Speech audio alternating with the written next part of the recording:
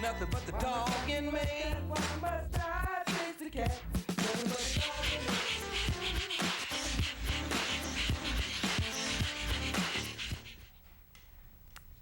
Good evening and welcome to Posse Presents. Here on another Saturday night, and joining me is Sherri Wheeler. Sherri, thank you so much for coming on. Thank you for having me. Sherri, you are here because you are missing your dog, and we are going to talk a little bit about that. His name is Max. Yes. He's been missing since November 3rd from Meriden, and he is a Maltese poodle mix. Yes. And he's just a little guy.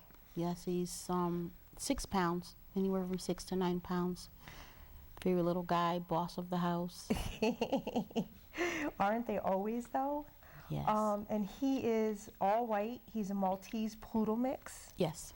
And what area of Meriden did he get missing from? He was lost in the Lewis Avenue section of Meriden, off of Garden Street. Okay. He left home 8 o'clock on the 3rd, and I came home from work at about 1 o'clock, and he greets me at the door, so I'm looking for him, and my daughter said he had gotten out. Okay. And she went looking for him, and she couldn't find him, and I haven't seen him since. That's heartbreaking, to say the least. So when he got out, was that like unusual for him? Does anybody know how he got out, or? I believe, she said when I left, I took the children to school and he had gotten out then, but I didn't see him. Mm-hmm. So I'm figuring she probably went to take him out and he just bolted. Okay. All right. So here we are. It's, almost a month and a half later. Yes, it is. You've had some calls. I've had calls from people saying they had spotted Max. And I do follow up on every call. I do drive to the neighborhood where they say they have found him, Mm-hmm. and it's not him. If I can't find him, I'll go back home. I have another Maltese poodle mix. I'll get him and I'll take him to the area, and usually the dog that's running around will come, Mm-hmm. because there's another dog there. Yeah, of course. And it was just a little Shih Tzu in that area, and I received, I'm going to say maybe 3 or 4 phone calls that day. Mm-hmm. About the same dog, but it wasn't Max. Oh. I can honestly say I've put up 100 posters or more in the Meriden area. The first time I put posters up was on a Sunday. By Monday, all the posters were taken down. So we put more posters up. We've done alerts on street corners where we pass out flyers to cars that are coming by. Flyers of Max, where to reach us if they find Max. And I can honestly say that a lot of people are very compassionate, Mm-hmm. and they call and ask, have I seen him yet? Has he come home yet? I get calls on sightings, and when I get called, I got a call, oh my God, it was like across town from where I lived last week, and I went across town and I passed out flyers in that neighborhood. Sure, because you never know. Someone could pick him up, drop him off. He could be running. You have to check out every one. You don't know, and it's just very, very, very emotional for me and my family. Oh, sure. To not know where he is, to not know if he's being taken care of. Now, you got a call today. I received a phone call today from the Meriden Humane Society, and they said they had a multi-poodle mixed, and she was quite sure it was Max. So I called a friend of mine, Carol Ferrucci, and she picked me up, and we went out to the dog pound to see if it was Max, and it wasn't him. But it's just the emotional roller coaster, the ups and downs. Oh, sure. You're hoping it's going to be your dog. You're praying, Mm-hmm. And as I can say, people are so nice, people that understand. Like, yeah. One gentleman I stopped, and while I was driving by in that neighborhood where they said they had saw Max, and he kept looking at me, and so I stopped the car, and he read my because I have written on the car lost and my phone number and any information that anyone can give me for Max. I'm more than willing and happy to accept that information. And I stopped my car, and he said, give me a poster of your dog. He said, I know how you feel. I'll give this to my wife and daughter. Well, look, he said, but do you mind if I just pray with you? Aw. And it's like anywhere that I stop or I give a poster out, people are just very kind and very sensitive with the information that I give them about Max. One Sunday we passed out flyers in a church, and the people there were very sympathetic. A lot of sympathy, empathy. A lot of people say, you know, we'll keep looking for him. I'll never stop looking for him. Of course not. He's your baby. He really is my baby. And I thank Carol Ferrucci, because she has been a godsend to me, helping me look for him, find him, different methods, different ways, things I wouldn't have known. And you're here because she contacted me. Yes, she did. So thank you, Carol. She said she was going to watch tonight. You are a beautiful person, and I thank you from the bottom of my heart for helping me. We all need our angels. Yes, and she is one. And they do. They lift us up. Yes. And, you know, they carry us when we get weak, and they help us be strong.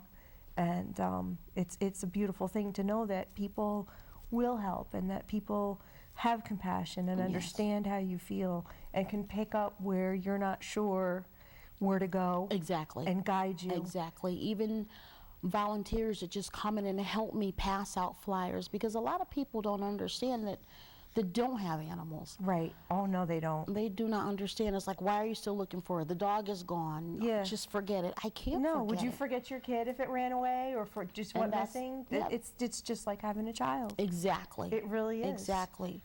He was born on Christmas Day, and my other dog had died, and I refused to get another dog. And my daughter lives in Alabama. She went to a puppy mill, and she bought him, and she flew him up to me. And he was like this big, little tiny thing, and he's just my baby. He's just been with me ever since. He's and, you know, they are your babies. They really are. Yes. Now, some of the other things that you've done is you've put out intersection alerts. Yes. You've got the Granite State Dog Recovery poster up. Yes. The Dog on Recovery poster is done. Yes. And these are the things that you've got circulating. Yes. You've been to the pound.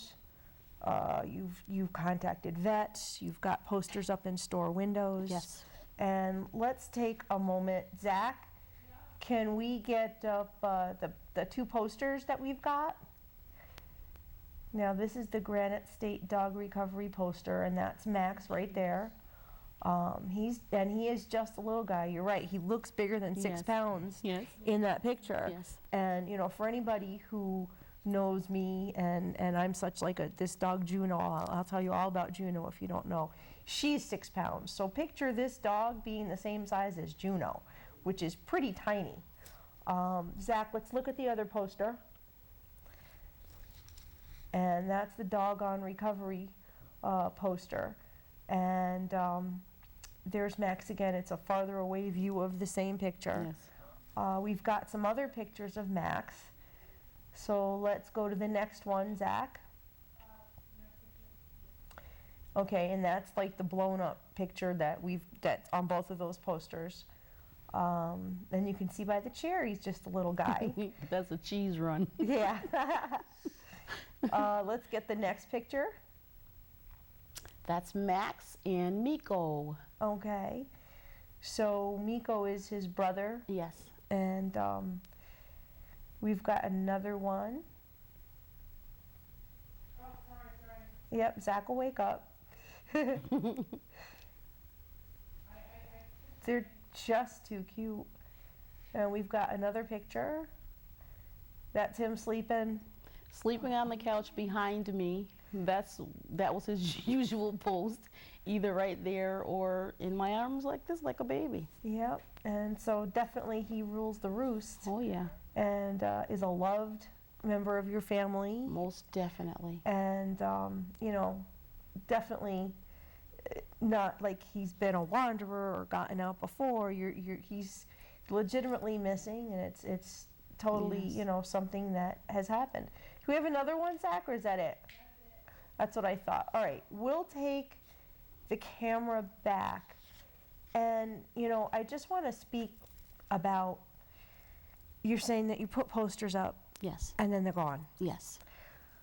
I don't understand the dynamic behind that. You're not the first to come on the show with a lost dog and tell me that. I don't understand why people would rip down a poster when someone's trying to find a dog. You know, if you resent the posters being up, imagine how the person whose poster you're ripping down feels.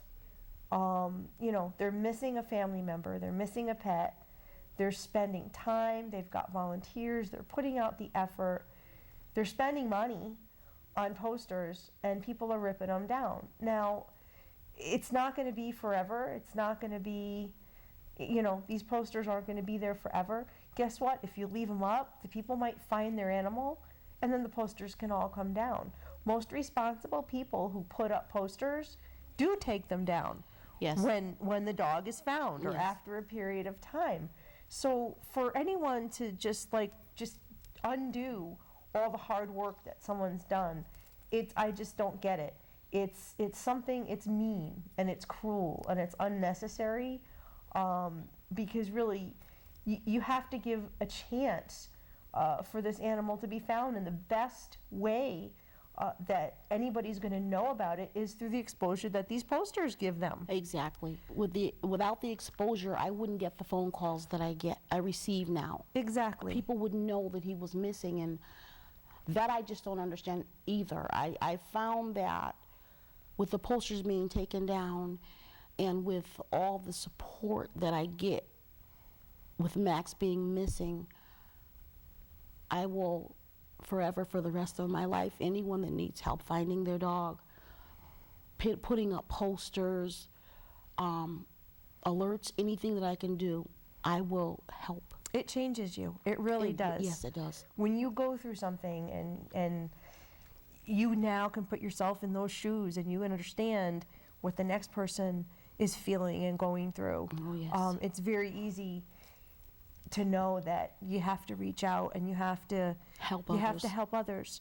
You know, on my background there's 2 posters that I promised to keep up. They were 2 dogs that went missing when I first started doing the show, and I promised to keep them up until the dogs were found, and they haven't been.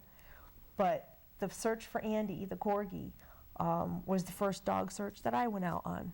Oh. And, you know, here's what I'm doing, and I'm having people come on, and I've been out on foot, and, you know, I know what you're saying. I know how you feel. Exactly. I've never lost mine, but the taste I got It's for the pain that people go through, It's very emotional. it is very emotional. Very emotional. We were, the last intersection alert that I did, I was passing out flyers to cars, and I'm in this church parking lot, and I'm passing out flyers, and I just started crying, and I couldn't stop. And one of the ladies, a volunteer that was helping, she was trying to reassure me that Max would be found and it's okay, but it's like emotionally, it's really, really hard. It's really hard. It's the not knowing. It's wanting to know that your baby is home, Exactly. wanting to know that your baby is safe. The not knowing, you know, Exactly. where he is, what might have happened, If he's safe, if he's Yeah. being loved, if he's being Yeah. taken care of. if he's out there still, if he's hurt. I understand. It's so many torturous questions that you ask yourself, so many fears that you have for what could Yes. have happened, and it's torturous. And you know, everybody talks about closure. Until There's you know, none. there is There's none. none. There's And- absolutely none. No, I can't imagine being in your position, or the position of anybody who's lost an animal. It's really hard. I mean, even like in daily life, I can remember a couple of weeks ago I was at a dentist appointment, and someone Facebooked me and said, "We found your dog." Okay, I'm reading, and then the person said to me, "Well, there was a rubber band around the dog's mouth, Oh, I read so the about dog that couldn't one. eat." Yep. And I just burst out crying. Yeah. Thinking someone did that to your baby. Exactly. I mean, that's a horrendous thing to do to any dog. Exactly. But when you think it's yours, it just gets really personal. Exactly.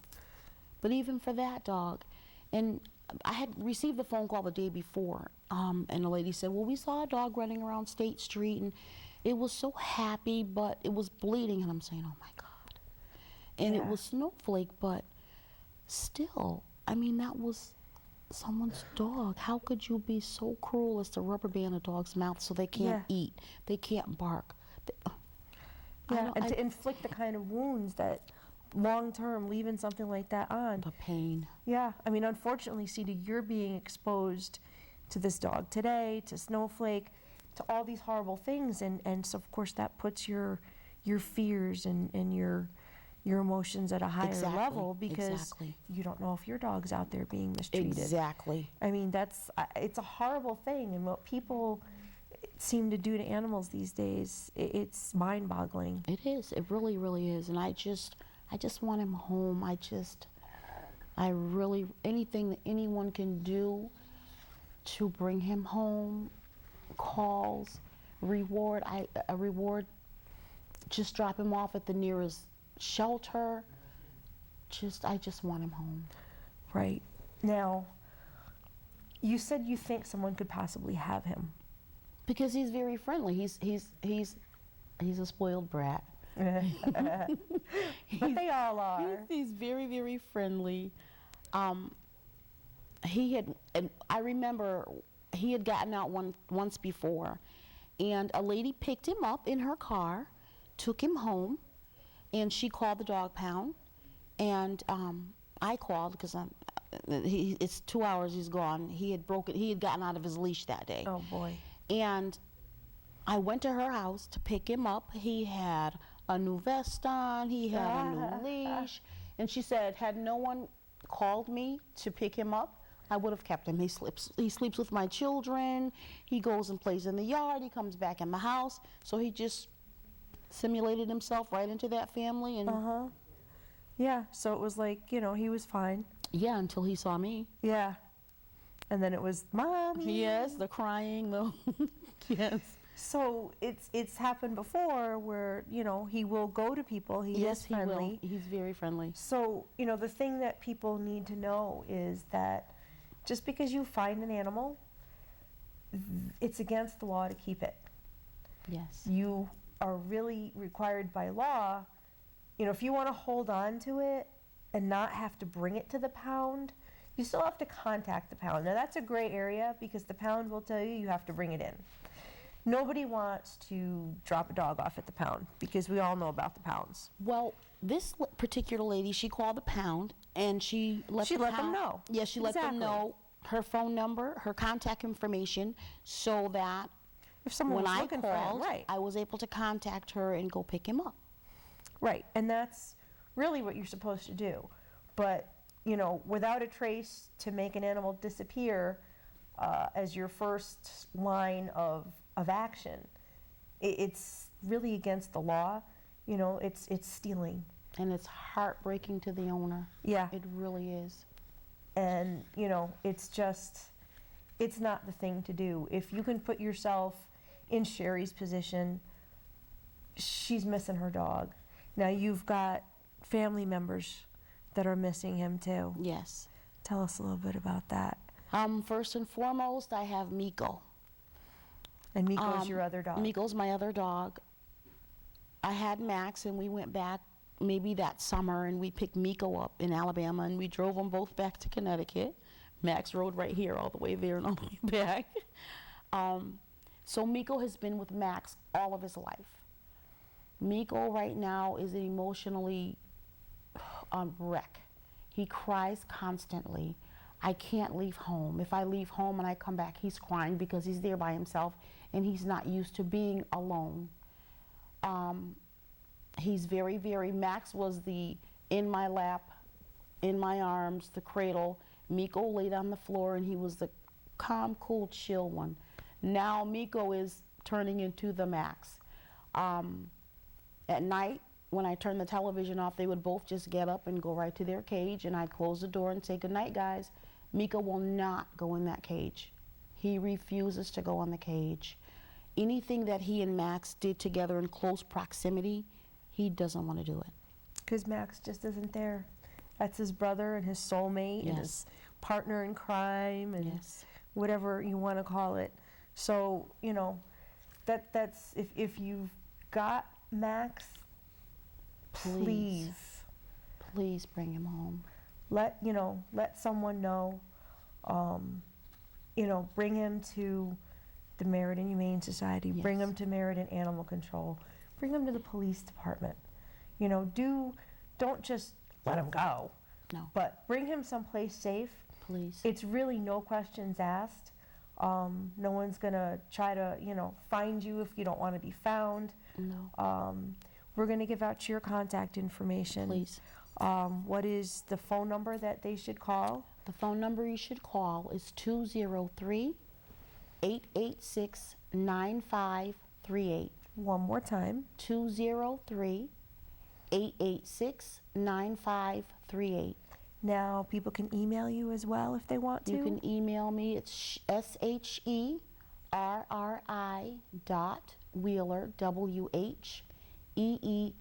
WHEELER 59 @yahoo.com. You can do that one more time. Sherri, SHERRI.Wheeler, WHEELER 59 @yahoo.com. And so if you've got any information, you're not being a rat if you know someone has them and you get in touch with Sherri. You're really not. You're doing the right thing. And, if you have a tip for Sherri, by all means, you can contact her. And I'm even going to go out, put myself out there and say, if you want to contact me, you can go right ahead and do that. If you've got any information about Max, you can email me at pawprints713 @AOL.com. That's PAWPRINTS 713 @AOL.com, and that will come up again in the credits when we say goodnight. And, if you want to call me, that's fine too. I'll even give you my phone number. It's 203-984-1713. Once again, that's 203-984-1713. It's all on a no questions asked basis, folks. We just want to try to get Max home to Sherri and her family and little Miko, who misses him terribly. Yes, it does. It's if you know something, you're wrong to keep it quiet. If you've got him, it's just wrong to keep him from going home. If you've seen him, if you know his whereabouts, have a heart, reunite this family for Christmas. I mean, you've also got kids in the house who miss him. Yes, Anaya and Amani, they take him out sometimes and walk him, and that was just their baby. And she said to me the other day, "Mommy, I miss Max so bad. I just want him to come home." Oh, and that's got to be heartbreaking too. It really is. It I really mean, is. It's there's so many dogs out there that do go missing. Some are found, some aren't found, and I can't imagine. It's the stress and the heartache, Yes. and again, the not knowing. It tears you up inside. So if you can do anything to put Sherri and her family at ease, it would be much appreciated. And I'm even going to go out there. I know it's kind of an ugly topic, but if you know what's happened to him and it's not good, let her know. Please. I mean, the closure is what she's after. If there are some tough facts to face, at least she can come to terms with it. And, it's fair. It really is. It's not fair not to let her know. No, it's not. And it's, as I said, it's a constant wonder. It's a constant emotional battle. It really, really is. And I try, when people call and say, "I think I saw your dog," and I go look and I see it's not him, I do have the common courtesy to call people back and say, "Thank you very much for even considering to call me if you think it's my dog." It would just be a blessing to just have him come home. It really, really would be. Yeah. Now, Zach, can we get the posters up one more time before we go? And, people can feel free to contact Sherri if they want to help put the posters up, help hand them out. Everybody helping makes more of an impact. It gets the word out there. You know, it takes a village, it takes an army. So if there's anything you want to be able to do to help, by all means contact Sherri, and she'll be more than happy to have you help, because you know, you can't do it alone. No, I can't. And fortunately, you've had people who've been there for you. So if you know, you want to get involved and you can do this, it's a beautiful thing, and your help and your time is certainly much appreciated. Yes, it is. And I thank you in advance. I thank you so much. We'll take the camera back, and we'll say good night in a minute or so. How much time do we have left, Zach? Okay, I'm just going to close with a little bit of sad news. You know, we had Laurel Cox on a few weeks ago, and she brought Moo with her for the second time. And unfortunately, her other dog, Addie, and Zach, let's get the picture up real quick before we run out of time.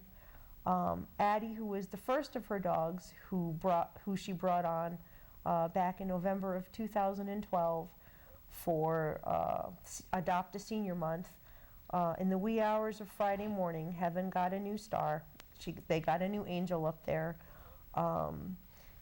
This beautiful woman's heart was broken again, and she had to say goodbye to Addie. And, you know, it's been something that's impacted a lot of us. And, you know, having had her on the show kind of made her part of the family. So we offer Laurel our condolences, and we say, may Addie rest in peace. I hope that they have books in heaven, because she used to love to read, let's say. Anyway, we'll take the camera back, and we're going to say goodnight. And I didn't tell you this, but we have a certain way we say goodnight here. Are you ready? Mm-hmm. We're going to say peace, Peace, love, love, and dogs. and dogs. Good night, everybody. Good night. Thanks for watching.